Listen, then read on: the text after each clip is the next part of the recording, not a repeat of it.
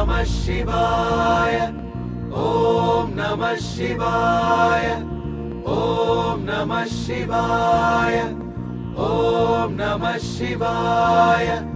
ఆదిదేవుని అపారమైన అనుగ్రహానికి ఆలవాలం అరుణాచలం. సాక్షాత్తు పరమేశ్వరుడు జ్యోతి స్వరూపంగా కొండ రూపంలో ఇక్కడ ఈ క్షేత్రంలో వెలసి భక్తులను అనుగ్రహిస్తున్నాడు.